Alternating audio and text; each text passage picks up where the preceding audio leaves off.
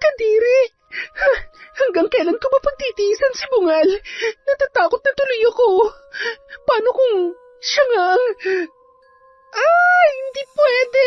No, ayoko! Gusto ko gwapo, mabango at mayaman. Mayaman na mayaman. Hindi naman nababagay ang ganda ko sa lugar na to at lalo na kay Jeffrey. Lord, please help me. Sa ating dalawa, ako ang nakakaalam kung ano makakabuti para sa akin. Oo, malayo ang agwat ng edad namin pero alam ko. Ramdam ko kung gaano niya ako kamahal at inaalagaan. Siyempre, dahil kailangan kanya mapapaniwala hanggang sa pakasalan mo siya. Kapag nangyari ang gusto niya at nakuha niya na ang lahat ng kailangan niya, ewan ko na lang, Arman. Sana nga ay tama ka at mali ako. Sana hindi mo pagsisihan ng lahat ng ito.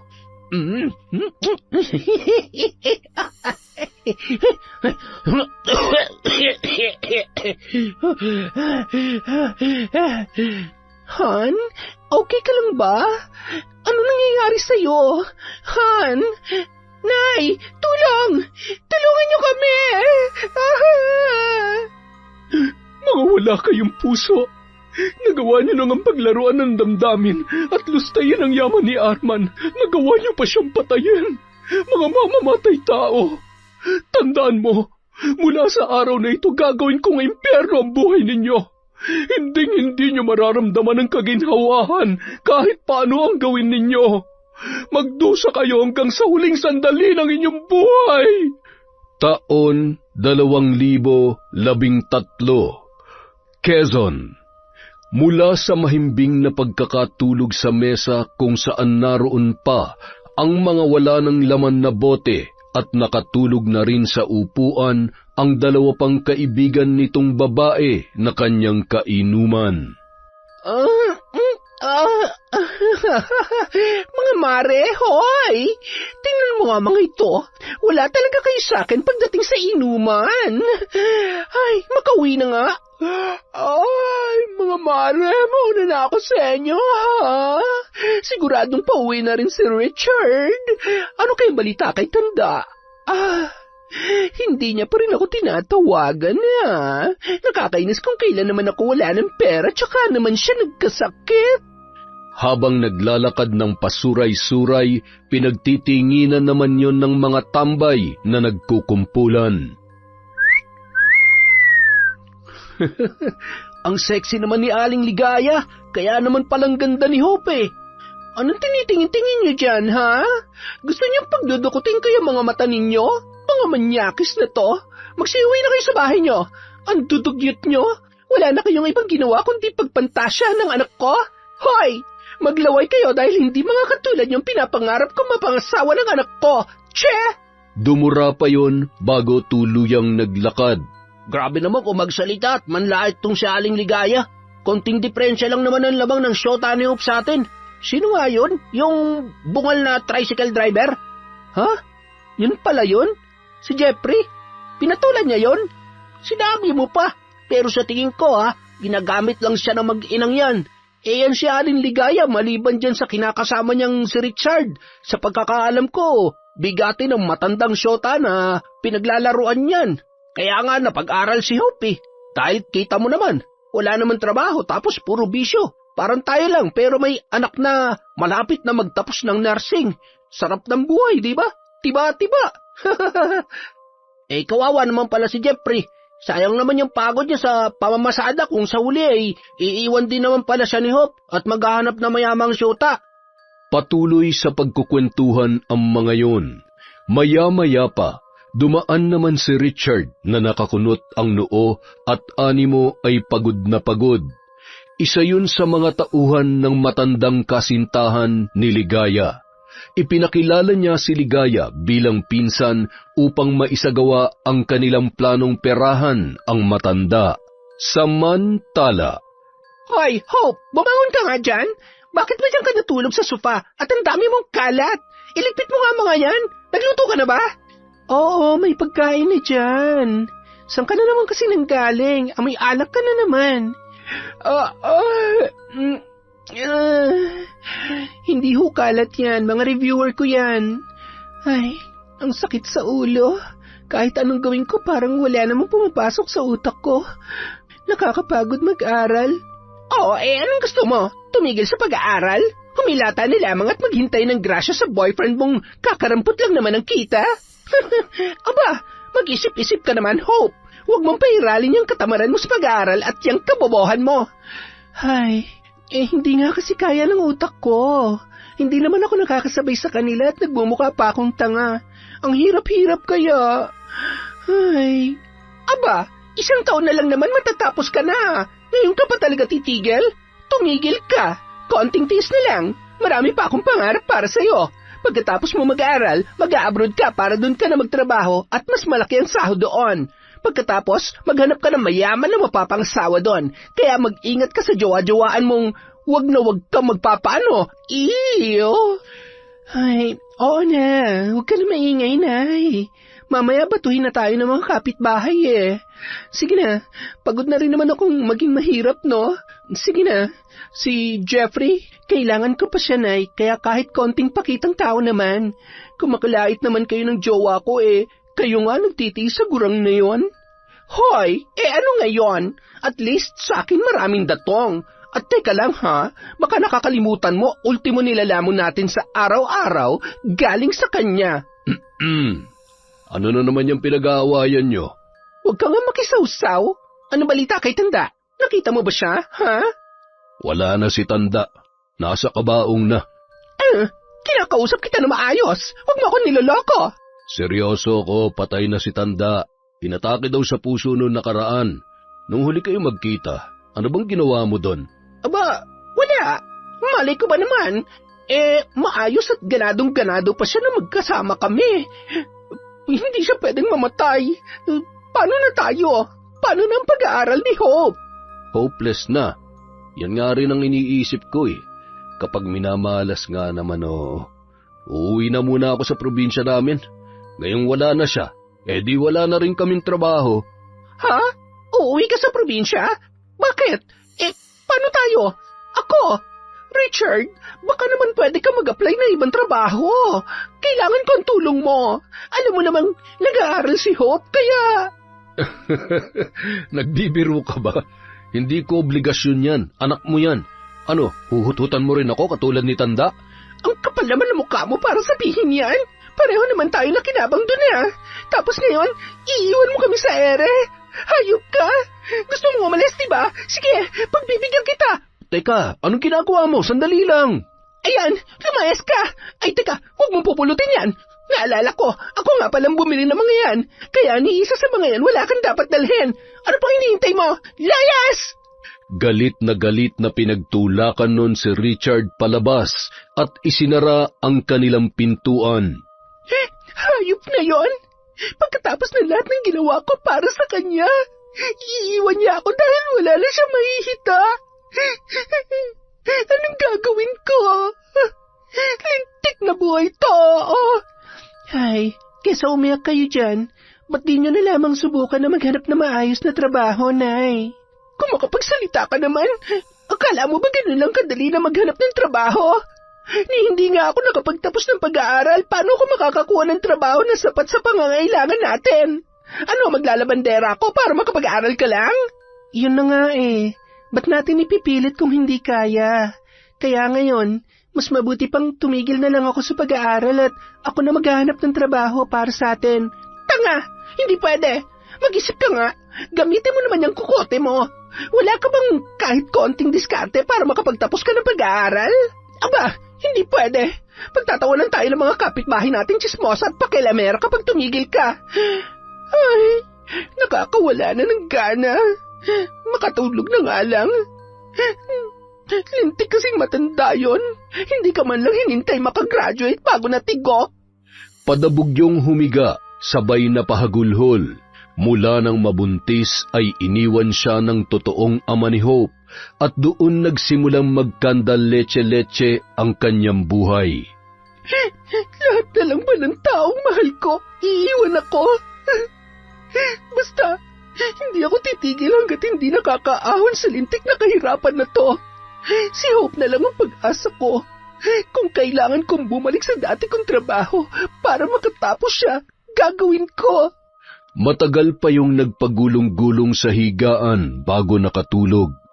Maya't maya naman sinisilip ni Hope ang kanyang ina sa masikip na kwarto nito bago tuluyang pumasok sa kanyang silid at natulog na rin. Kinabukasan, maagang nagising si Ligaya.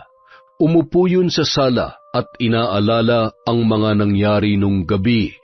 Napabuntong hininga yun at tumayo pagkatapos ay binuksan ang bintana at ang kanilang pinto. Pakinig niya ang ingay ng mga tao sa labas, pati na ang mga bata na maagang naglalaro at nagtatakbuhan sa makitid na eskenita. Hoy! Magsiuwi nga kayo sa mga bahay nyo! Napakaiingay nyo! Doon kayo maglaro sa malayo! Oh, mga chismosa! Ano na naman ang tinitingin-tingin nyo, ha? Bago ba yung pinag-uusapan nyo? O ako na naman ang topic nyo? Baka kulang pang alam nyo, sabihin nyo lang at ipapaalam ko sa inyo gamit tong kamao ko! Tara na mga mare, doon tayo sa tapat namin at sabayan natin to ng mainit-init na kape. Kasing init ang ulo ni Ligaya. Malamang sa malamang, walang pera yan. Wala nang ang pera, iniwan pa ng jowa niyang palamunin. Ay, kaya naman pala. Naghalakhakan pa yun habang papaalis na lalo namang ikinairita ni Ligaya. Kapag ako yumaman, makikita nyo, ang papangit nyo. Magandang umaga po, Nanay Ligaya. Oh, ano maganda sa umaga? Paano kagandang umaga ko kung ganyan mukha ang bubungad sa akin? Nay Ligaya naman, pasensya na. Wala nang itotodo tong kagwapuhan na magiging manugang nyo. Ang importante po, masarap ako. Anong masarap? Anong pinagsasasabi mo dyan? Gusto mong tadyakan kita, ha? Teka lang, hindi pa po kasi tapos. Relax lang kayo. Ang ibig ko pong sabihin, masarap po ako magluto. Ah, ganun ba? O siya, sa susunod linawin mo agad. Ay, ano ba yung dala mo? Mapapakinabangan ko ba yan? Opo, ano po ito? Pansit na nabili ko dun sa may kanto tapos sinamahan ko na rin po ng pandesal. Paborito po kasi ito ni bebe ko eh. Gising na po ba siya? Tulog pa. Huwag mo munang gisingin at puyat kaka-review kagabi. Ako na lang ang mag-aabot ito mga binili mo. Sige po, Nanay Ligaya. Para sa inyo po yung dalawa at saka kay... Ay nako, ang daming sinasabi. Baka kung sino pa mabanggit mo at uminit na naman ang ulo ko. Ay, siya nga pala. Wala na nga pala kaming kape. Nakalimutan ko. Pasuyo naman oh. Dami-damihan mo na para naman abutin ng 1 linggo. Ay, sige po. Kape lang po pala. Dapat sinabi nyo na kaagad. Sandali lang po ha. Babalik din po ako kaagad. Makabili na nga. Siguro naman, gising na ang bebe ko pagbalik ko. Sana, masilayang ko man lang siya bago ako mamasada. Samantala.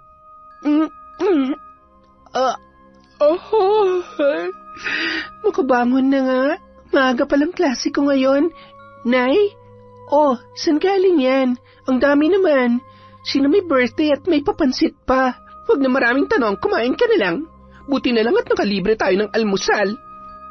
Kumuha ng mangkok si Hope, sabay umupo na sa harap ng mesa.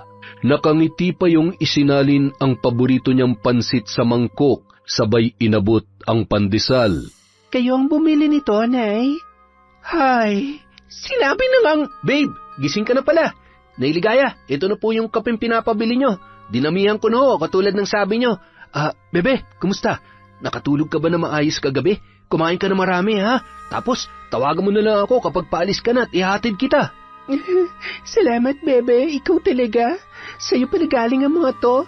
Thank you, Bebe. May kiss ka sa akin mamaya.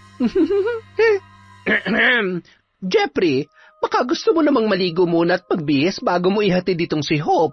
Tingnan mo nga yung shorts mo, nanggigitata na. At magsipilyo ka rin na maigi at baka mahimatay tong anak ko kapag hinalikan mo. Nay naman. Okay lang, mahal. Medyo nilamig kasi ako kahapon kaya tinamad ako maligo eh. O siya, maiwan na muna kita ha. Babalikan na lang kita, Bebe. Sige na, mag-aasikaso pa naman ako. Ay, siya nga pala, Bebe. Wala pala akong baon. Baka naman pwedeng... Ayan, 300. Kasya na ba yan? Sabi mo lang sa akin kung kulang. May naitabi pa naman ako. Tama na yan. Mabuti papahiramin mo ako ng 500 at may importante akong bibilhin.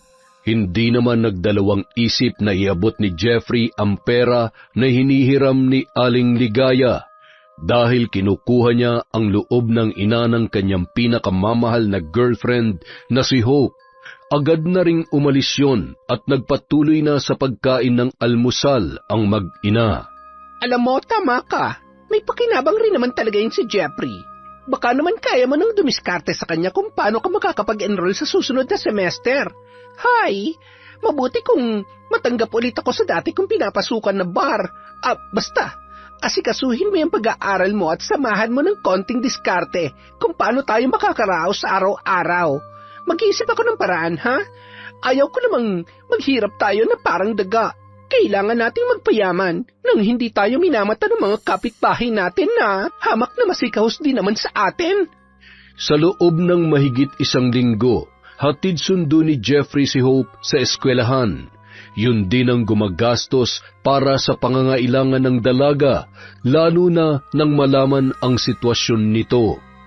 Isang gabi, matapos iparada ni Jeffrey ang kanyang tricycle sa tapat ng kanyang bahay, agad niyang inalalayang bumaba si Hope. Halika na, mahal kong prinsesa. Ako na magdadala niyang mga gamit mo. Salamat, bebe. Aray, masyado naman kasing mababa tong tricycle mo. Naku, pasensya ka na ha. Nauntog ka tuloy. Patingin nga, masakit ba? Okay lang, malayo to sa bituka. Huwag ka mag-alala, bebe. Magsusumikap ako para kapag may trabaho ka na, kotse nang gagamitin kong panghatid sundo sa'yo. Talaga? Promise mo yan, ha? Thank you, bebe. The best ka talaga. Ay, buti na lang nandyan ka lagi para sa akin. Paano na lang kung wala ka?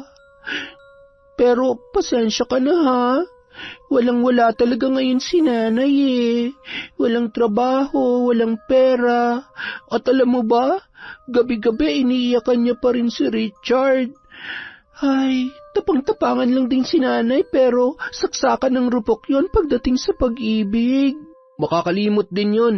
Siyempre, ilang taon din naman silang nagsama sa iisang bubong. Hello?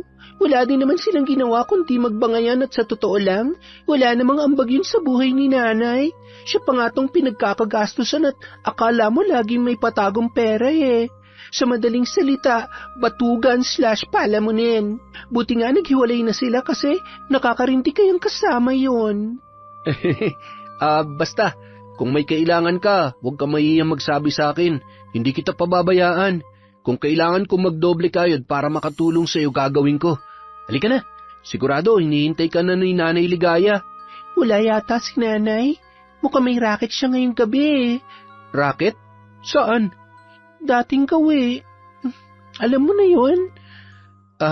Nanay mo talaga Basta, huwag kang tutulad sa kanya. Sira. Kaya nga ako nag-aaral, diba? Kaya nga kahit nakakahiya sa'yo. Ano ka ba? Huwag mo nang problemahin yan. Makakagawa naman ako ng paraan para sa tuition fee mo. Basta kapag may trabaho ka na, pakasal na tayo, bebe, ha? Kasal ka dyan? Iyo? Ano ka, sinuswerte? Halika na, bilisan na natin at magsasayang pa ako. Nakakapagod ang araw na to. Pagdating sa bahay, tinulungan pa ni Jeffrey na magligpit ng mga kalat at maglinis si Hope habang nagluluto ang dalaga ng hapunan. Doon na rin naghapunan yon at siya na rin ang naghugas ng kanilang pinagkainan dahil maraming kailangan na tapusin si Hope sa kanyang assignment. Matapos magligpit sa kusina ang binata ay nagpaalam na yon sa kanyang kasintahan. Bebe, uwi na ako ha. Isara mo na maayos tong pinto. May kailangan ka pa ba? May iutos ka? Wala na, bebe. Salamat talaga ha. Sige na, umuwi ka na at magpahinga ka na rin. Bebe, wala ka bang nakakalimutan? Wala naman. Ano ba yon? Talaga bang pauwiin mo na ako? Ha? Malamang. Sabi mo, uuwi ka na. Hindi ka naman pwedeng matulog dito. Gusto mo bang mabugbog ni nanay? Ay, ang ibig kong sabihin ay talaga bang pauwiin mo ko na wala man lang kiss at... Ay, yun lang pala eh. O sige na, umuwi ka na, dali. Thank you, bebe. I love you. Nang makaalis ang binata, ay dali-dali namang tumakbo si Hope papunta sa lababo. Kadiri! Hanggang kailan ko ba pagtitiisan si Bungal? Natatakot na tuloy ako. Paano kung siya nga ang...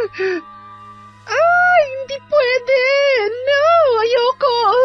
Gusto ko gwapo, mabango at mayaman. Mayaman na mayaman. Hindi naman nababagay ang ganda ko sa lugar na to at lalo na kay Jeffrey. Lord, please help me. Makapag-toothbrush na nga lang ulit. Pagkatapos magsipilyo ay agad nang bumalik yon sa kanyang ginagawa at nang matapos ay agad na rin tumungo sa kanyang kwarto.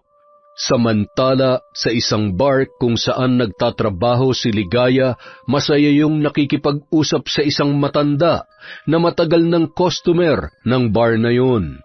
Naku, sir, parang wala hong nagbago sa inyo. Napakagwapo at ang tikas-tikas pa rin ang katawan nyo. Abat, ganun talaga. Maalaga ako sa katawan eh. Ang edad para sa akin ay numero lamang. Tingnan mo naman. Ikaw, kumusta ka? Dekada ata ang nakalipas ay ngayon lamang ulit kita nakita dito. Nasaan na yung anak mo? Hindi ba't nakita kita isang beses na kasama mo siya? Oho, si Hope. Naku, dalagang-dalaga na boss at napakaganda. Siyempre, mana sa akin. Tingnan niyo naman. Ipinakita ni Ligaya sa matanda ang magagandang larawan ng kanyang anak. Kitang-kita niya sa mata nito kung gaano natakam yun sa kagandahan na tinataglay ni Hope. Alam niya kasi noon pa man ay mahilig sa mga bata pa ang matandang yun. Mukhang alam ko na kung paano susolusyonan ang problema naming mag-ina. Mukhang naamoy ko na ang swerte. Napakahusay ko talaga, oo. Ano, boss? Pasado ba? Ay, yes. So sexy and beautiful. May boyfriend na ba yan? Nako, wala pa. Fresh na fresh ika nga. Mas fresh pa sa lumpiang sariwa. Masyado ka talagang palabiro, oo. Hindi ka pa rin nagbabago. I like her. Mas maganda siya sa'yo. Aray ko naman, boss. Pero oo na, aminado naman ako dyan. Kaya nga hinahanapan kayo ng matinong mapapangasawa eh. Yung kaya siyang bigyan ng magandang buhay. Alam mo naman, ayaw ko siyang matulad sa akin. Kahit medyo may edad na, basta mamahalin at aalagaan ng mabuti ang anak ko. Seryoso ka ba dyan sa sinasabi mong yan? Oo naman, boss. Bakit ho? Abay, kaya kong solusyonan ang problema mo. Pero, alam mo naman, ang gusto ko'y marunong sumunod sa kasunduan. Matagal na rin akong mag-isa sa buhay. Kaya kung may tatanggap sa akin at mag-aalaga, bakit naman ako tatanggi? Sa tingin mo ba, magugustuhan ako ng anak mo? Boss, bakit hindi natin subukan? Ay, teka lang, itong number niya. Pwede niyo siyang i-text para magkausap kayo. Basta, huwag niyong pababayaan ang anak ko kung sakaling... Huwag ka mag-alala, Ligaya. Marunong akong tumupad sa usapan. At nasisiguro ko na hindi siya magsisisi. Oh, boss, kalma lang. Baka matuluyan ka. Nagpatuloy pa sa pag-uusap ang dalawa. Natuwa naman ang matanda nang malaman niya na nag-aaral sa kursong nursing ang dalaga. Inabutan pa nun ng malaking halaga si Ligaya dahil labis yung natuwa sa pag-uusap nila at dahil na rin sa pambobola ng babae. Nang sumunod na gabi, Nay, wala yata kayong lakad ngayon. Oh, ang dami niyo yatang pinamili. Mukhang nakarami ho kayo kagabi ha. Nay, mag-iingat kayo ha. Baka mamaya magkasakit pa kayo at lalo pa tayo mamroblema. Ano bang pinagsasasabi mo dyan? Utak ang ginagamit ko, Hope, hindi ang katawan ko. Kumakanta ako at nakikipag-usap sa mga customer doon, pero hindi ako, oh nanay, Ay, mamaya may makarinig pa sa inyo dyan. Oh, ano naman ang pakialam nila? Lagi namang may nasasabi ang mga yan. Ay, maiba ko anak. Alam mo, konting tiis na lang, malapit na tayo makaahon sa kahirapan. Ano na naman ho ba yan, Nay? May bago na naman po ba kayong... Wala! Ano ka ba naman? Bakit naman ako? Alam mo, panahon na para matupad ang lahat ng pangarap natin. Pero kailangan natin magtulungan. Hope, ikaw ang magpapayaman sa atin. Hay nako, diretsuhin niyo na lang ako, Nay. Ganito kasi yon, yung dati kong customer na matanda, mabango, mabait, at higit sa lahat, mayaman. Hindi lang basta mayaman, mayaman na mayaman talaga.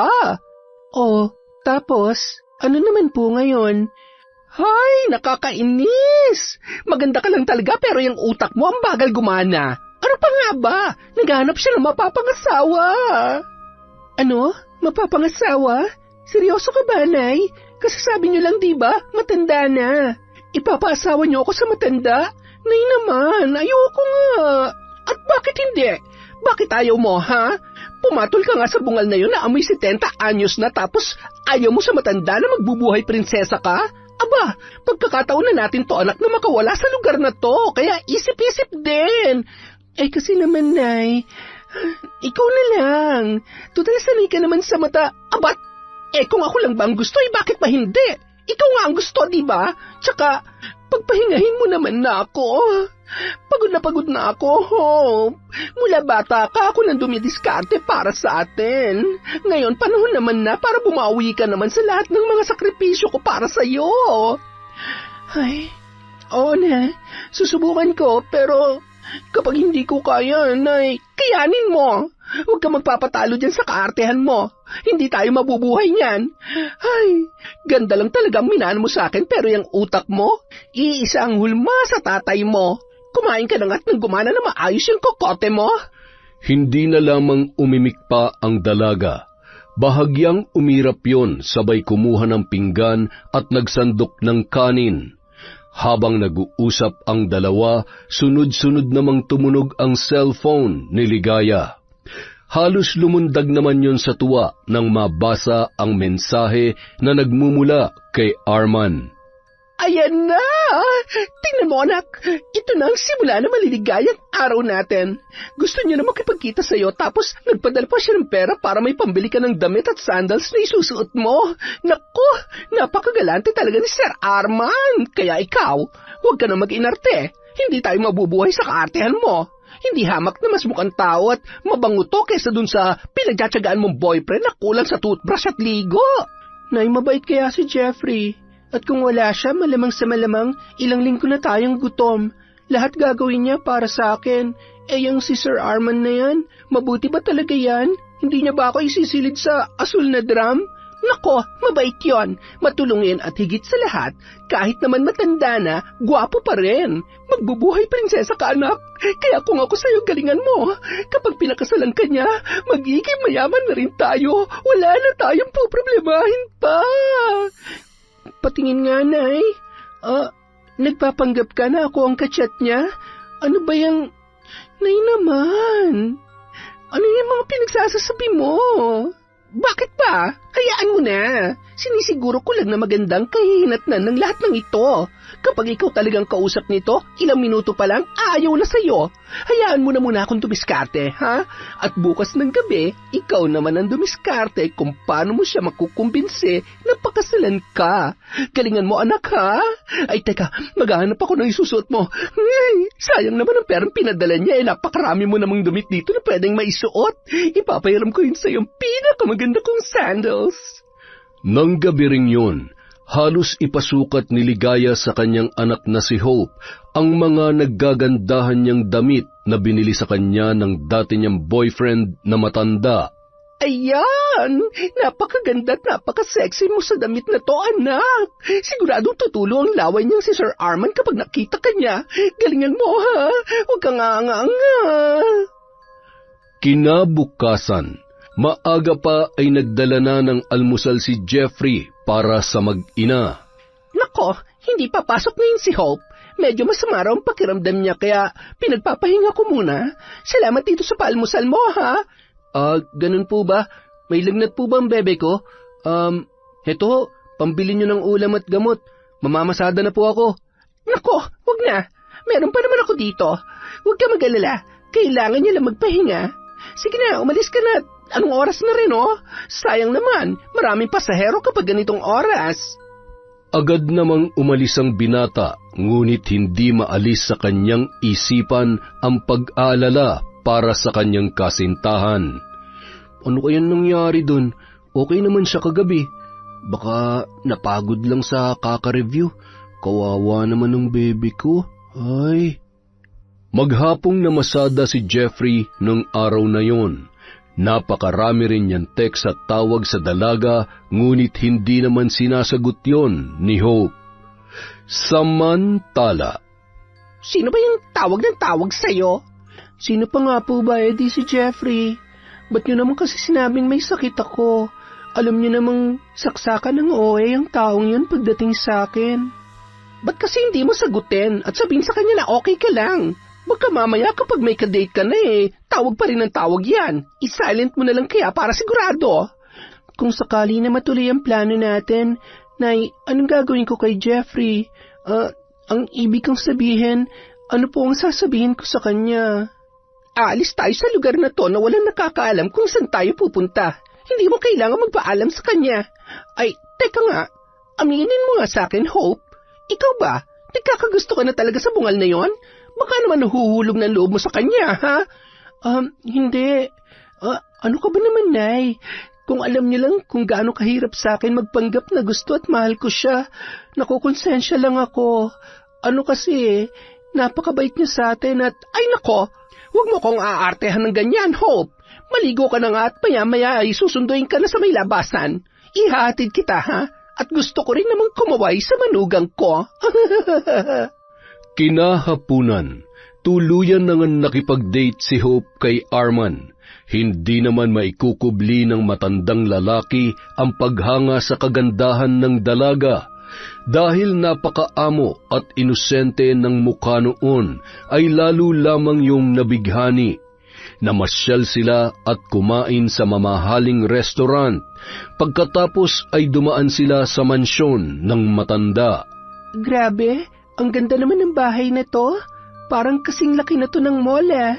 Ang daming halaman at mukhang mas mahal pa sa buhay ko ang gamit dito. Feel at home, Hope. Nagustuhan mo ba ang bahay ko? Opo. Napakaganda po at... Lahat na meron ako ay sa'yo na rin kung tatanggapin mo ako sa buhay mo. Alam mo, tumatanda na ako kaya... Kailangan ko rin ng taong totoong mag-aalaga at magmamahal sa akin. Pero hindi naman ako nagmamadali. Hihintayin kita hanggang sa handa ka na. Ikaw pa rin ang magdedesisyon para sa sarili mo. Salamat po. Tama po si Nanay. Napakabait niyong tao. Wala naman ako mapapala kung magiging masungit ako. Baka hindi mo ako magustuhan yan. Sayang nga pala at wala ang kapatid at pamangking ko. Nagbakasyon sila kaya ako lang nandito at ang mga kasambahay. Hindi po ba sila magagalit kapag... Buhay ko to. Ano man ang desisyon ko ay walang pwedeng makialam. Isa pa, lahat ng meron ako, pinaghirapan ko yan. Kaya naman wala silang karapatan na suwayin ako lalo na't hindi ko naman sila pinababayaan. Si Ate Gloria ay may isa ring anak, si Jacob. Dito sila nakatira sa bahay ko. Naanakan kasi si ate at hindi na nakapag-asawa pa. Aanhin pa nga naman niya ang asawa meron naman na siyang anak. Patuloy sa pagkukwentuhan ang dalawa. Malayo man ang agwat ng kanilang edad, naging komportable naman si Hope sa kanya. 10:00 na ng gabi nang maihatid noon si Hope sa lugar kung saan sinundo ito. Kitang-kita naman ni Jeffrey na bumabayon sa magandang sasakyan at kung paano hinagkan yun sa pisngi ng isang matandang lalaki.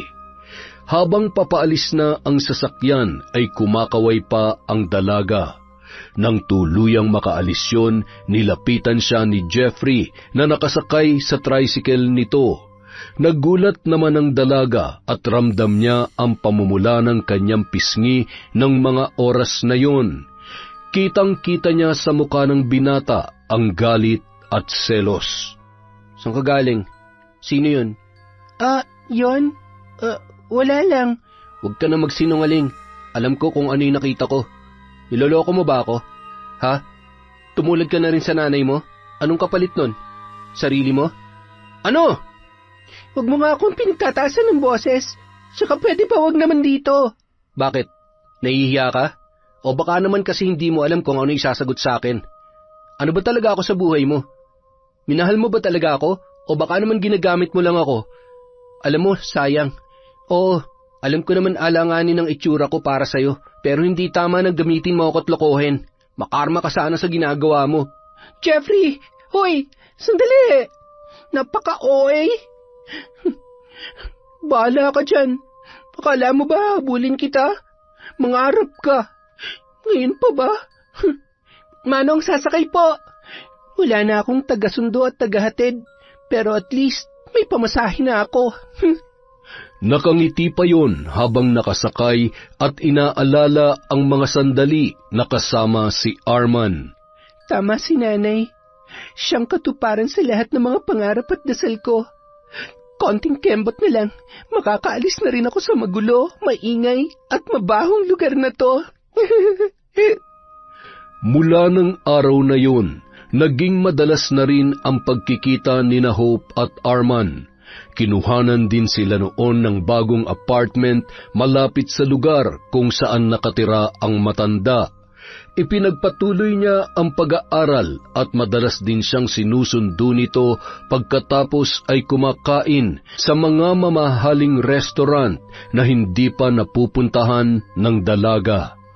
Halos linggo-linggo siya nitong ipinagsha-shopping at inaabutan rin ng malaking halaga ng pera. Samantala, labis naman ang pagtataka ni Gloria sa mga kakaibang ikinikilos ng kanyang kapatid na si Arman. Jacob, anak, may napapansin ka ba sa tito daddy mo? Wala naman po. Maliban sa lagi siyang may katawagan. Tumatawa ng mag-isa at... Teka, ano pa nga ba?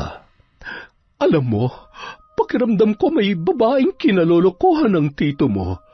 Hayaan niyo na lang siya. Sa edad niyang yan, deserve niyang lumigaya sa buhay.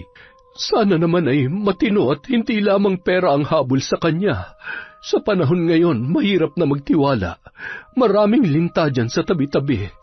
Matanda na siya. Magpapaloko pa ba yun? Huwag niyo nang problemahan si Tito Daddy. Kayo talaga, lagi kayong kontrabida sa love life namin. Paano ba naman? Napakatangan niyo pagdating sa babae.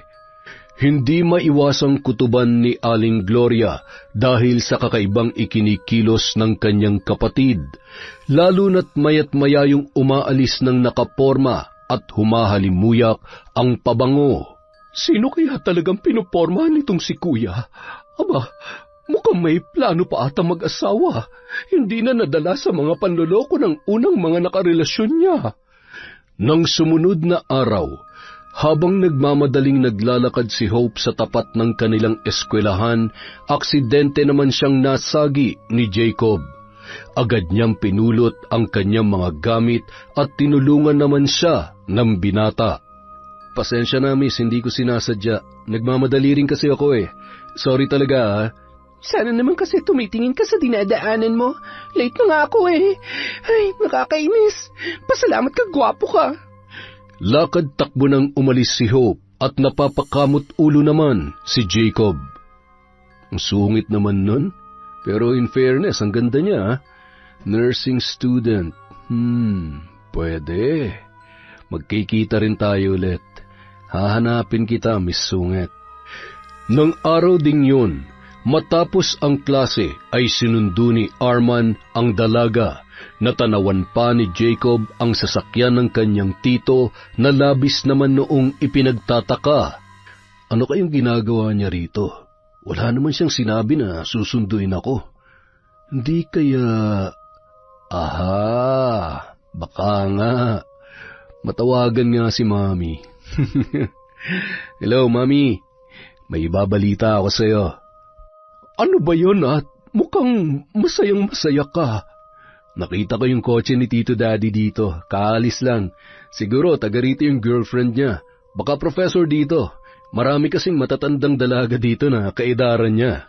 Di mabuti kung ganon. Kesa naman sa basta-bastang babae lang at pera lamang ang habol sa kanya. Sige na, may gagawin pa ako. Mag-iingat ka sa pag-uwi mo. Huwag naman babae, ha? Opo, maghahanap pa lang. Hahanapin ko pa lang. Anong hahanapin? Umayos ka dyan. Umuwi ka na agad at huwag ka na magpapagabi masyado. Samantala, sa isang hotel, habang nakapiring ang dalaga na iginigiya ni Arman papunta sa isang lugar kung saan naroon ang inihanda nitong sorpresa para sa kanya. Malayo pa ba? Ano bang meron? Bakit kailangan nakapiring pa talaga ako? Ay, nandito na tayo. Slowly open your eyes. Ala, ano ito? Han, seryoso ba? Hindi naman sa nagmamadali ako pero ayaw ko na magsayang pa ng oras. Gusto na kitang makasama sa araw-araw. Han, hindi mo pagsisisihan kapag tinanggap mo ko sa buhay mo. Please, marry me. Halos mangiyak-ngiyak pa ang dalaga na tumango at inilahad ang kanyang mga kamay sa matandang lalaki na nakaluhod sa kanyang harapan. Nasundan yon ng masayang hiyawan at palakpakan ng mga staff na saksi nung mga oras na yon. Walang mapaglagyan ang tuwa ni Arman habang di naman mapakali si Hope at maya-mayang tinititigan ang singsing sa kanyang daliri. Matapos nilang pag-usapan ang planong pagpapakasal at kumain, ay agad na ring inihatid noon pauwi si Hope sa kanilang bagong apartment. Agad namang lumabas si Ligaya para pagbuksan ng gate ang kanyang anak. Nay! Anong meron at may payakap-yakap ka pang nalalaman? Nay, tingnan mo. Wow! Totoo ba yan? Ang gara naman. Ang mahal niyan, ha? Binilhan ka ba ni Arman?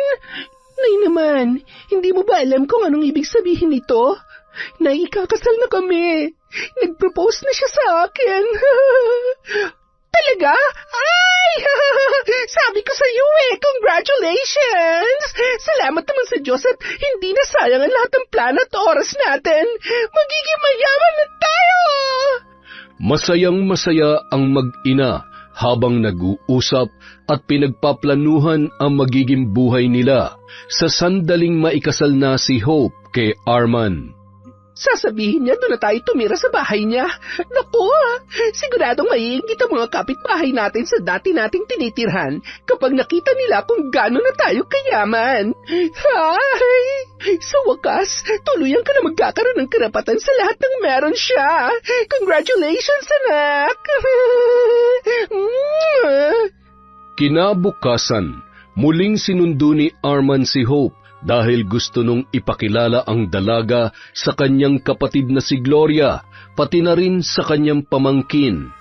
Napakaraming pinalutong pagkain ng matandang lalaki sa kanilang mga kasambahay, na labis namang ipinagtaka ng kapatid nito. Ano bang meron? May nakalimutan ba akong okasyon? Bakit ang dami naman yata niyan? Nasaan ang Sir Arman niyo? Umalis po, ma'am. Susunduin niya po yung fiancé niya. Baka po ipapakilala na sa inyo. Fiancé? Sinong fiancé ang tinutukoy niya? Ay, may alam kaya dito si Jacob? Kinuha noon ang kanyang cellphone, sabay tinawagan ang kanyang anak. Hello, Jacob. Nasaan ka ba? Mami, nasa training ako. Mamaya na lang po kayo tumawag. Hindi po pala ako makakauwi mamaya, pakisabi na lang po kay Tito Daddy. Bye! Aba, bakit ba ganito ang pakiramdam ko? Parang isang malaking kalokohan na naman ang ginagawa ni Arman. Talaga bang buo ang loob niya na pakasalan ng isang babae na hindi pa man lamang ipinapakilala sa akin? Maya-maya narinig niya na ang busina ng sasakyan ng kanyang kapatid at nang lumabas siya ay halos mangatal siya nang makita kung gaano kabata ang babaeng kasama ng kanyang kapatid. Bahagya namang nakayuko noon si Hope habang nakahawak sa braso ni Arman na naglalakad papalapit kay Gloria. Ang lamig naman ng kamay mo. Kinakabahan ka ba? Huwag ka mag-alala. Mabait ang ate ko. Sigurado ko na magugustuhan ka niya. Nagpatuloy sa paglalakad ang dalawa at nang makalapit ay tiningnan ni Gloria si Hope mula ulo hanggang paa. Sabay ngumisi yun at itinaas ang kanyang kilay.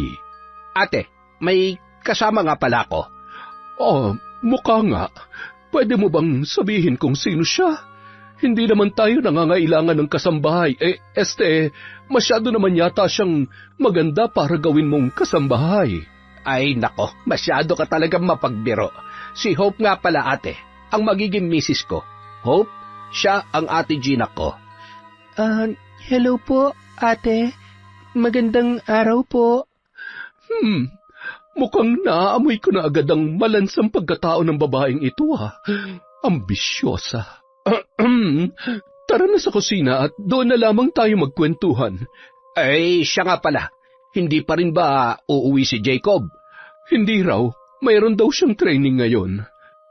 Habang kumakain ang mga yun, ay agad nang sinabi ni Arman ang tungkol sa kanilang planong pagpapakasal.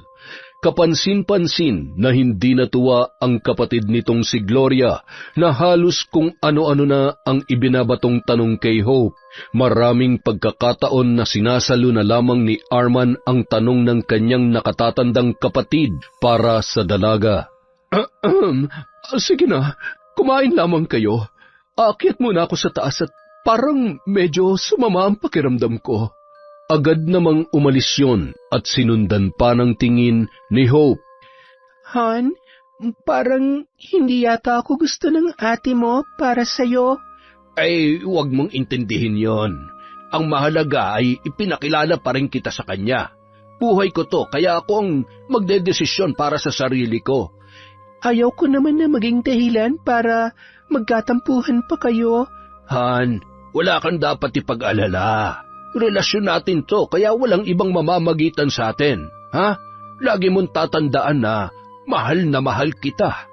Masayang-masaya naman si Hope sa mga salitang binitiwan ni Arman nung araw na yon. Matapos ipahatid ang dalaga sa kanyang driver, kinatok naman noon ang kanyang ate sa kwarto nito. Ano yon? Nakauwi na ba ang fiancé mo? Oo, ipinahatid ko na lamang siya sa driver.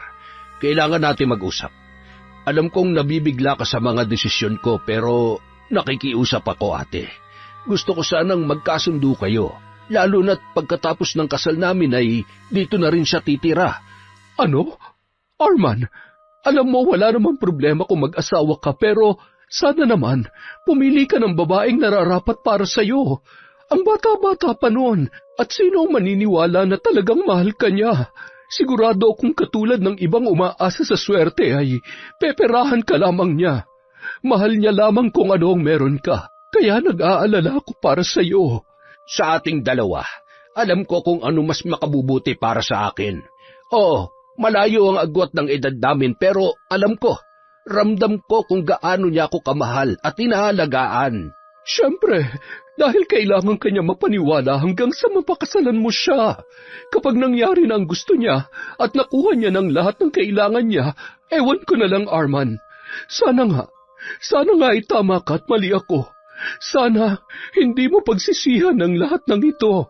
Makalipas ang 1 linggo, wala nang nagawa pa si Gloria para pigilan ang kasal ng dalawa.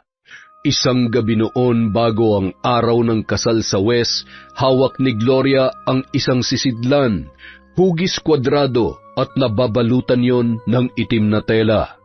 Palakad-lakad ang babae at tila nag-iisip ng malalim. Hindi, mali ito.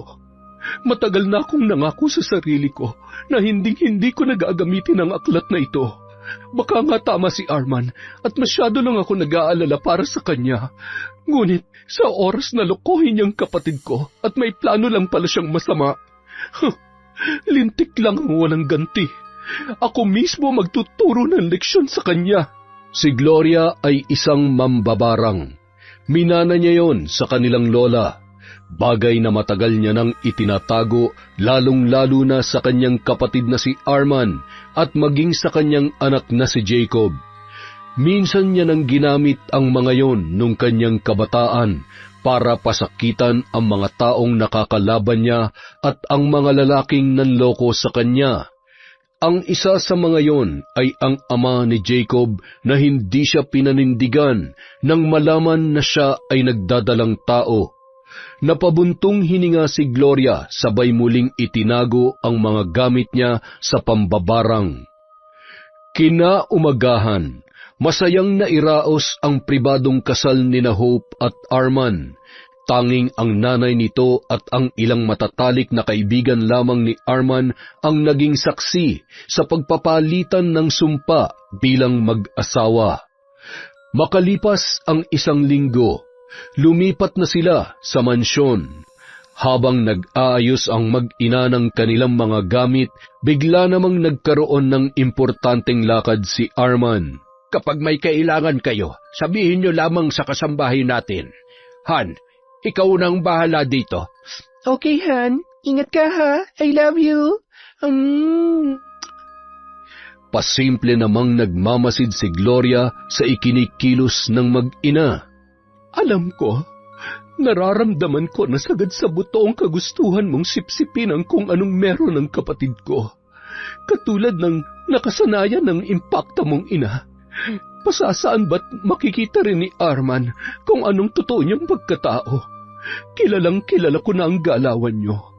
Kung nauuto niyo si Arman, pues ako hindi.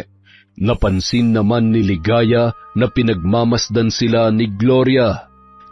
Alam mo, anak, kahit mahal na mahal niyo ang isa't isa ni Arman, mag-iingat ka pa rin, ha? Alam mo naman, marami mga taong punong-puno ng inggit sa katawan at takot na maagawan ng yaman.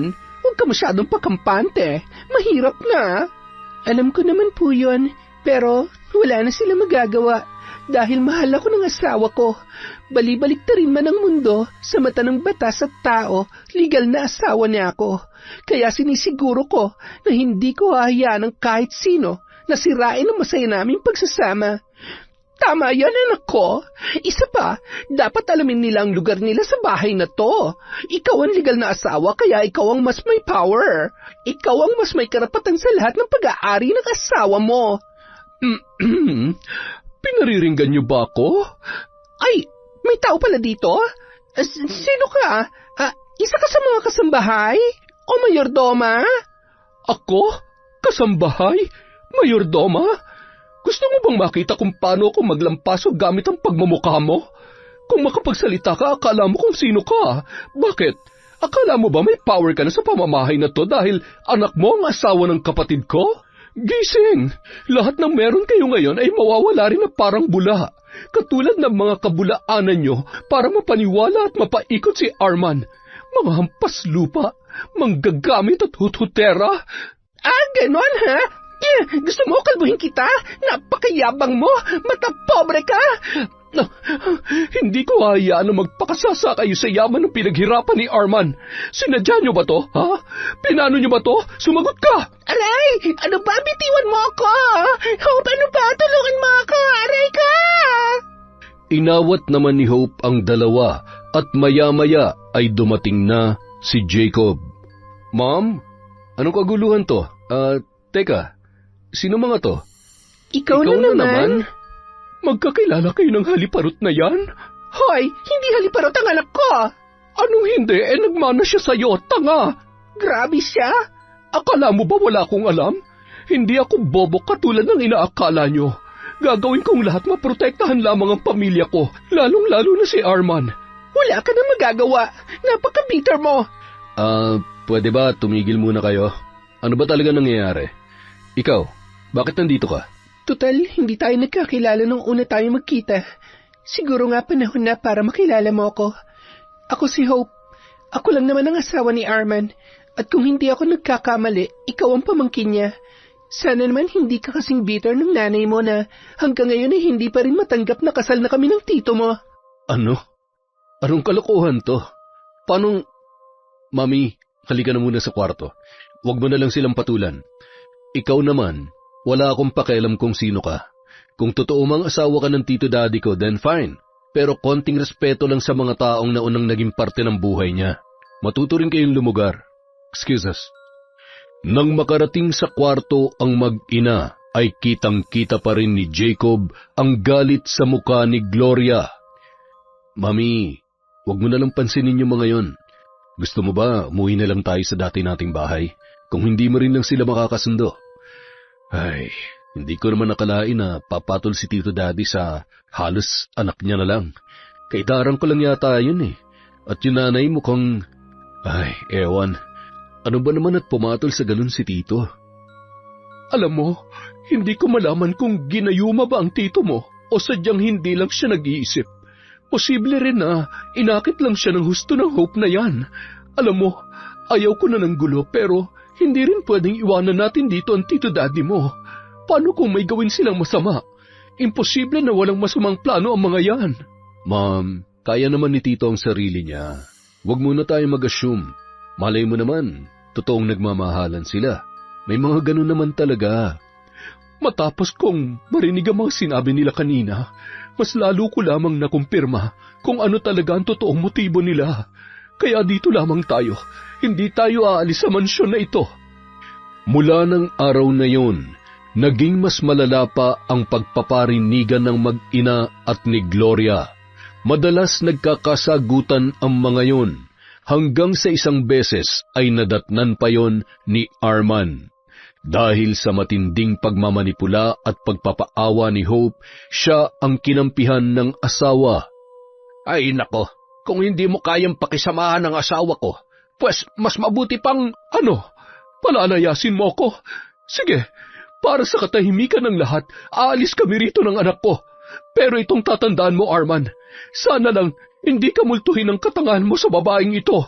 At kayo, itong tatandaan nyo. May araw din kayo sa akin, mga sinungaling at manloloko. Samantala.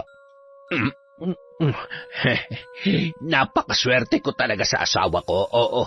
Maganda na, sexy, at higit sa lahat, mahal na mahal ako. At alam mo ba, mahal na mahal din kita, kaya lahat ay gagawin ko at ibibigay ko para sa'yo. Mahal na mahal naman talaga kita. Han, salamat ha, kasi pinuprotektahan mo ko. Alam mo, hindi ko talaga maintindihan kung bakit sobrang galit na galit sa akin si ate mo. Wala naman kaming ginagawang masama sa kanya ni nanay. Ay, kalimutan na natin yan. Ang mabuti pa, simulan na natin ang...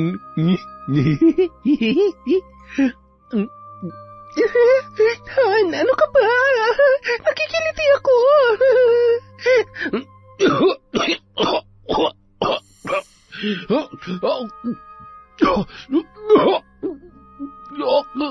Han? Okay ka lang ba? Ano nangyayari sa'yo? Han? Nay! Tulong! Tulungan niyo kami! Inatake sa puso si Arman ng gabing yon. Agad naman siyang naisugod sa ospital, ngunit hindi na nakabalik sa normal ang kanyang lagay. Naparalisa at hindi na rin makapagsalita yun. Pinili naman na isikreto ni Hope at Ligaya ang nangyari sa matandang lalaki. Nagkakatotoo ng pinagdarasal natin. Wala pa tayong ginagawa ay matitegi na nga ang gurang mong asawa. Huwag nga kayo maingay, Nay. Baka mamaya may makarinig sa inyo. Ay, nakakapagod kaya. Pagod na ako sa pag-aalaga sa kanya. Paano kung gumaling pa yan? Ay. Bakit pa inumin mo pa ng tamang gamot kung ayaw mo nang gumaling? Pwede naman bumili ng kapalit para matuluyan na siya. Pagkatapos, pagpatay na matandang yan, ibebenta na natin ang bahay na to. Aanhin naman natin ang napakalaking mansyon dadalawa lang naman tayo, di ba? Isa pa, para wala na rin magawa pa ang demonyita niyang kapatid. Nagtawanan pa ang dalawa na animoy masayang-masaya sa kanilang pinaplano. Hindi rin nagtagal, sinisante na nila ang mga kasambahay na labis namang ikinalungkot ng mga yon. Ngayong tayo na lang nandito, hindi na nakakatakot kumilos. Walang mata at walang bibig na magpapahamak sa atin. Han, kain na. Masarap na masarap to. Sa sobrang sarap, makakalimutan mo huminga.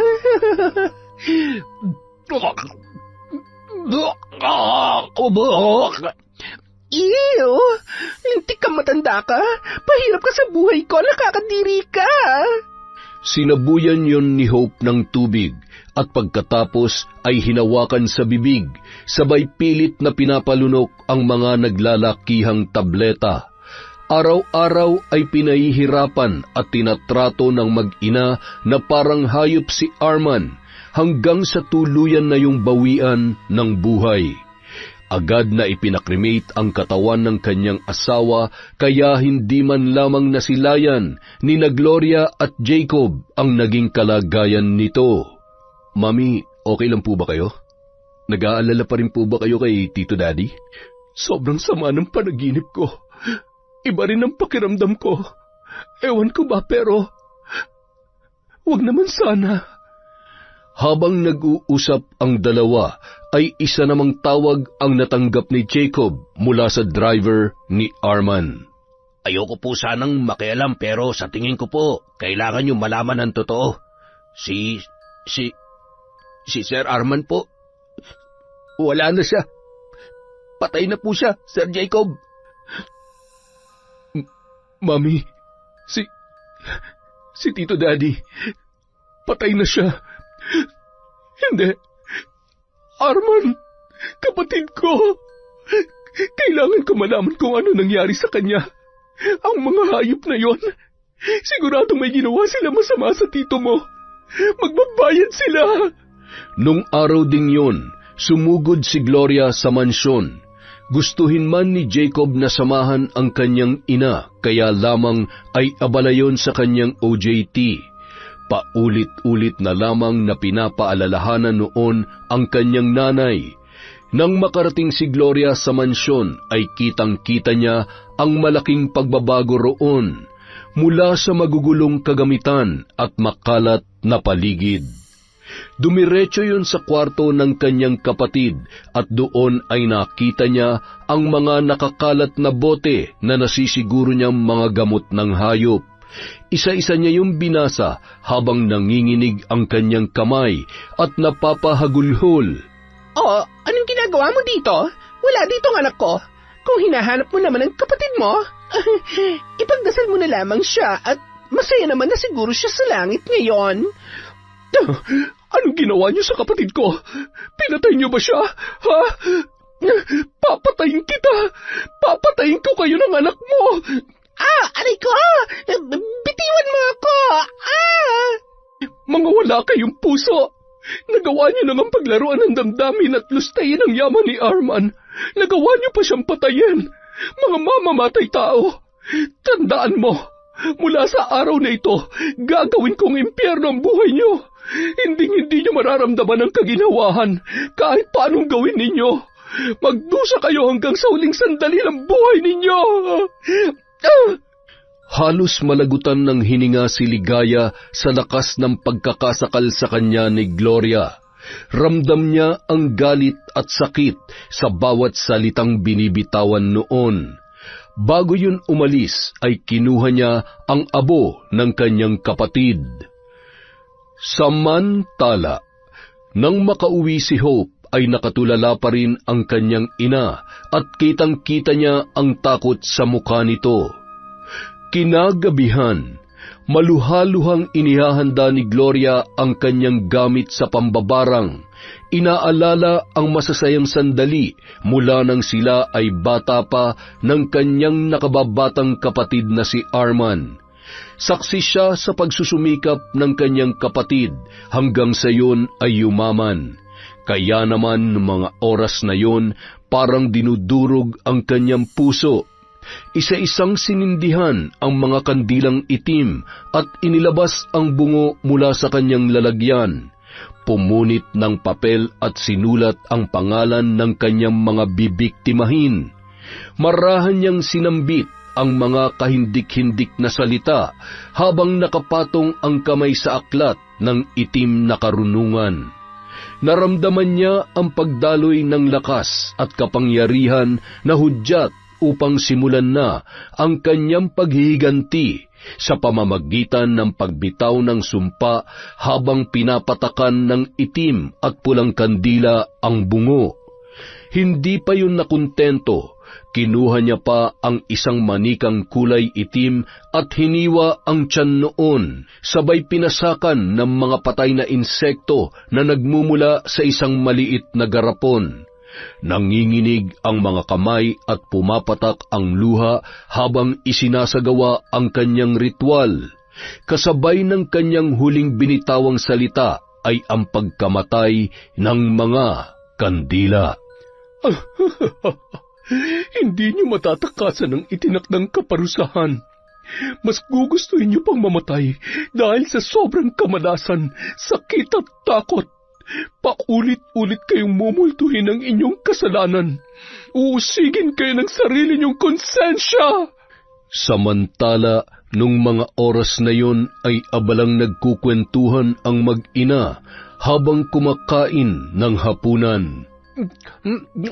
Ibang klase talaga yung Gloria na yon. Tingnan mo, sobrang laki nitong pasako at may kalmot pa nga ata ako sa mukha. Para siyang demonyo na nakawala sa impyerno kanina. Masyadong matapang at napakalakas. Tubig! Ano ba naman kasa't punong-puno yung bibig nyo nagsasalita kayo, Nay? Ayan tuloy. Nay? Nay? Ano nangyayari sa inyo? Hindi ako mahinga. Nangihina ako. Anak.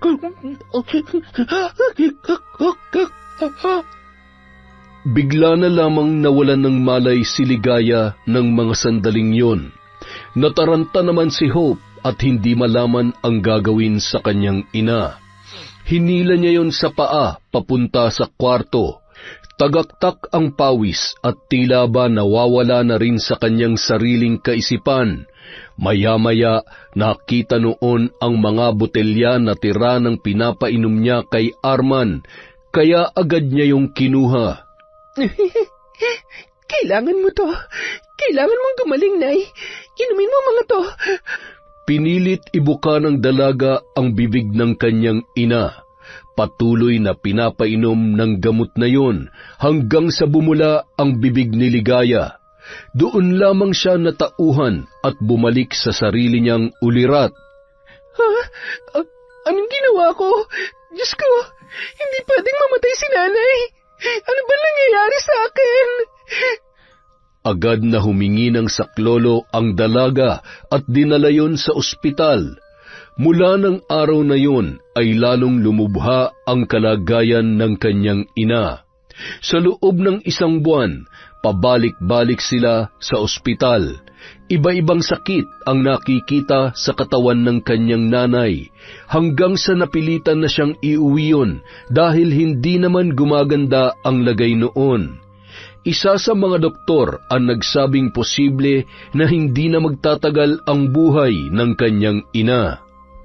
Isang araw, maagang nagluto ng lugaw si Hope para pakainin ang kanyang nanay.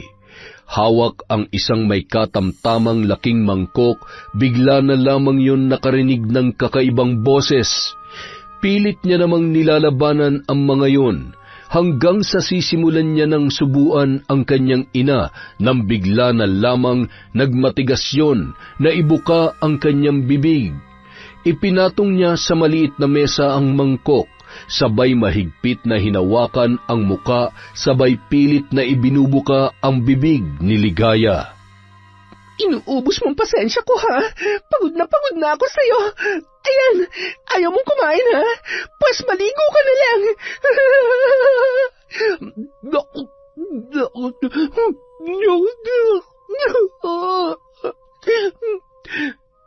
Sige, pahirapan mo rin at patayin ang sarili mong ina, katulad ng pagpapahirap mo kay Arman.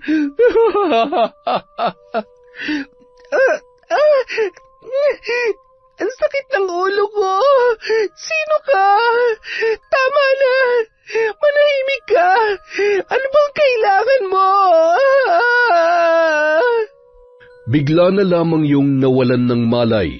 Nang magising, nagulat naman siya sa itsura ng kanyang nanay. Nakatulog na yon sa wheelchair at halos matuyo na ang lugaw na nasa buhok nito. Namumula ang muka dahil sa matinding paso. Nang tumingin siya sa may bandang tiyan at paa ay nagulat siya. Daig pa nun ang buntis sa sobrang laki ng tiyan at namamanas ang paa na puno ng iba't ibang sugat na animoy nginat-ngat ng kung anong insekto. Nang palitan niya yon ng damit ay kitang-kita ang nangingitim na balat noon at ang namamakat na litid sa tiyan ng kanyang ina. Ano ba nangyayari? Anong gagawin ko? Wala na akong pera. Hindi ko alam kung nasaan ang dokumento at iba pang kailangan ko para maibenta ko na ang lintik na bahay na ito. Nay, huwag naman kayong sumuko. Kailangan niyo pang gumaling para sa akin. Huwag niyo naman akong iiwan mag-isa. Hindi ko kaya. Habang umiiyak, bigla naman siyang nakarinig ng sunod-sunod na sitsit mula sa kusina. Nanlaki pa ang kanyang mga mata nang makita ang likod ni Arman. Imposible! Patay na siya! Namamalikmata lamang ako! Pumunta yun sa kusina at wala ni isang tao roon. Napabuntong hininga na lamang siya sabay pilit na ikinakalma ang kanyang sarili hanggang sa magawi ang paningin niya sa kalan na degasol. Binuksan niya yon, sabay isinalang ang kawali. Nilagyan ng mantika at nakangising tinititigan lamang yon hanggang sa umusok ng husto at nagliyab. Lumabas yon ng bahay at hindi man lamang nilingon ang kanyang inang si Ligaya. Nagsimulang kumalat ang apoy sa kusina hanggang sa umabot yon sa ibang parte ng kabahayan. Nabahala naman ang kanilang mga kapitbahay dahil sa malakas na pagsabog na kanilang narinig. Sa labas ng bahay, nakita pa nila kung paano humahalakhak si Hope, dahilan para tumawag sila ng pulis at inireport ang nangyari. May mga tumawag din ng bumbero upang maapula ang sunog. Kasabay ng sunog ay nagliparan ang iba't ibang uri ng insekto na nagmula sa loob ng bahay na yon. Dumapo ang mga yon sa katawan ni Hope, kaya naman nagsisigaw ang babae sa takot hanggang sa nawalan siya ng malay. Nang magising ang babae ay nasa loob na siya ng rehas. Nasaan ako? Anong ginagawa ko rito? Palabasin niyo ako rito! Ano to? Ano nangyari sa balat ko? Bakit ang dami kong... Hoy, manahimik ka nga. Alam mo kung ako sa'yo, magdasal-dasal ka na. Dahil kapag napuno ako sa'yo, tanggal ang angas mo sa akin at isusunod kita sa nanay mo. Anong ibig mong sabihin? Maang-maangan lang. Ano? Hindi mo maalala kung anong ginawa mo sa nanay mo? Pasalamat ka at nailabas pa ang bangkay ng nanay mo sa bahay niyo dahil malamang sa malamang naabo na rin sana yon. Kaya lang wala eh. Sadyang malupit ka at natuluyan din ang kaawa-awa mong ina. Patay na siya. Pinatay mo siya. Hindi totoo yan. Hindi ko sinaktan ang nanay ko. Hindi. Sinungaling ka. Nay! Makalipas ang ilang araw, lalo lamang lumala ang kalagayan ng babae. Tuluyan nang nawala yon sa kanyang sarili. Pinandidirihan at pinaglalaruan din. Isang umaga, nasusuka at bigla na lamang nawalan ng malay si Hope. Inilabas yon sa selda para matingnan ang lagay ng kanyang kalusugan. 2 linggo ang makalipas, pumunta sina Jacob at Gloria sa kulungan para makita ang lagay ni Hope. Ma'am, sir, nasa CIW na po ang preso na hinahanap ninyo. Malubha na po kasi ang lagay niya sa pag-iisip at hindi rin po maganda ang pisikal na kalagayan niya ngayon. At talagang kinaawaan niyo ang kriminal na yon? Dapat hinayaan niyo na lang siyang mamatay at mabulok dito sa kulungan. Mami, tara na, umalis na tayo dito. Kailangan niyo na rin magpahinga. Sabi ko naman sa inyo huwag na tayong pumunta dito dahil lalo lamang sasama ang pakiramdam niyo. Ay, ang kulit niyo rin kasi. Hindi ako mapapanatag hanggat hindi nakikita ng dalawang mata ko na pinagbabayaran niya ang lahat ng kasalanan niya. Gusto ko siyang makita magdusa, katulad nung kung paano niya pinahirapan at tiloko ang kapatid ko. Ako na lamang ang pupunta doon. Iuwi ko kayo at kailangan niyong ipahingi ang katawan niyo. Nagkakasakit na kayo dahil sa sobrang galit na kinikimkim ninyo. Ay, Mami, tanggapin na lang natin na wala na si Tito Daddy. Sinira nilang magandang relasyon naming magkapatid. Inabuso nilang kabaitan ng Tito Daddy mo. Hindi lang pera ang tinakaw nila, kundi buhay ng kapatid ko. Mahigpit na yakap na lamang ang binigay ni Jacob sa kanyang ina at nang kumalma ay inihatid niya na yon sa bahay. Pinainom ng gamot at nang makatulog ay iniwan niya muna yon para puntahan si Hope. Nadatnan niya yon na nakatulala at umiiyak. Hinihimas-himas ang bilog na tiyan. Kapansin-pansin ang pagbabago sa katawan ng babae kahit pa bahagyang nangangayayat. Ano po ba talagang lagay niya at bakit isinama niyo siya sa mga buntis na may sakit din sa pag-iisip? Kaano-ano mo ba ang pasyente? Asawa po siya ng tito ko. Ang totoo ay nagdadalang tao rin siya. Mahigit 2 buwan na. Buntis? Oo, tama ang narinig mo. Buntis siya at sana'y gumaling na siya para sa batang nasa kanyang sinapupunan. Nakakaawa nga ang kanyang kalagayan, pero huwag kayong mag-alala dahil ginagawa namin ang lahat upang maibigay ang tamang medikasyon at pag-aalaga sa bawat pasyente namin dito. Sige, excuse me. I have to go. Hindi makapaniwala si Jacob sa kanyang narinig. Sa kabila ng galit na nararamdaman niya sa babae, ay nakaramdam siya bigla ng awa. Kumaway pa yun sa kanya at ngumiti. Psst! Tulungan mo ako. Ayaw ko dito. Maingay sila tapos ayaw kong turukan nila ulit ako ng gamot. Sige na, Pogi. Tulungan mo na ako. Kukunin nilang baby ko tapos dadalhin nila sa malayo. Nang lumakad paalis si Jacob ay nagsisigaw yon hanggang sa tuluyan na namang nagwala. Dali-dali naman siyang inagapan ng nurse at tinurukan ng pampakalma. Nung mga oras na yon, halo-halong emosyon ang nararamdaman ni Jacob habang nagmamaneho ng kanyang sasakyan. Nang makarating sa kanilang bahay ay nagmamadaling pumunta yon sa silid ng kanyang ina. Hindi niya inaasahan ang nakita niya nung mga sandaling yun. Ma'am? Ano yan? Nambabarang na naman kayo? Sinong... Itigil niyo na to. Anong ginagawa mo? Akin na yan. Kailangan kong ipaghiganti si Arman. Kailangan mamatay ang babaeng yon. Mami, makinig ka sa akin. Tama na. Hindi mo siya pwedeng saktan dahil kapag may nangyaring masama sa kanya, mapapahamak ang batang nasa sinapupunan niya. Buntis si Hope. Buntis? Hindi totoo yan.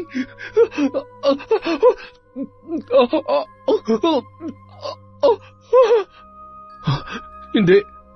Mami, huwag mo akong iiwan. Gumising ka. Mami!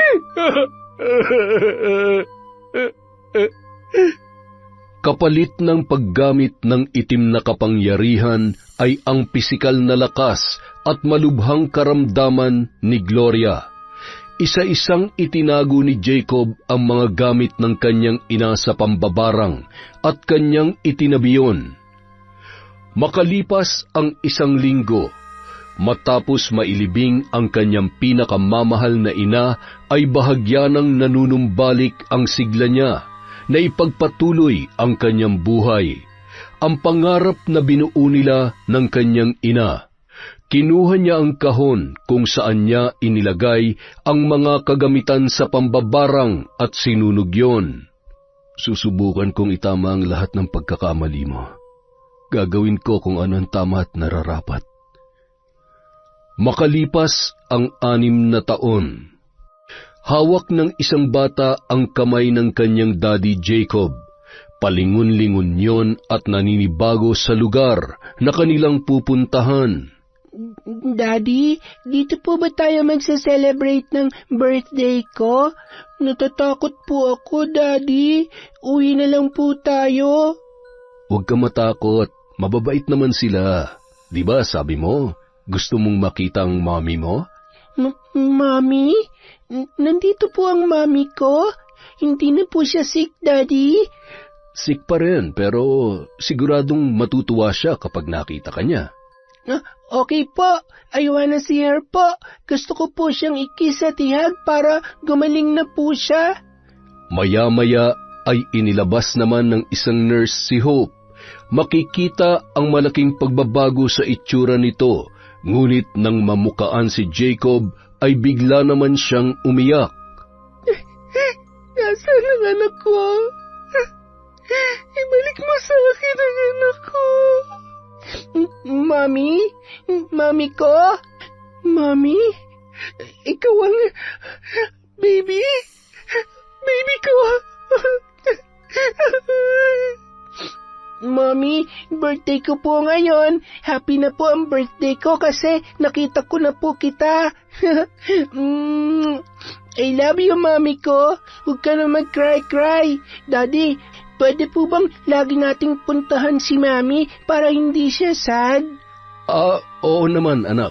Kapag walang work si Daddy, pwede natin siyang puntahan.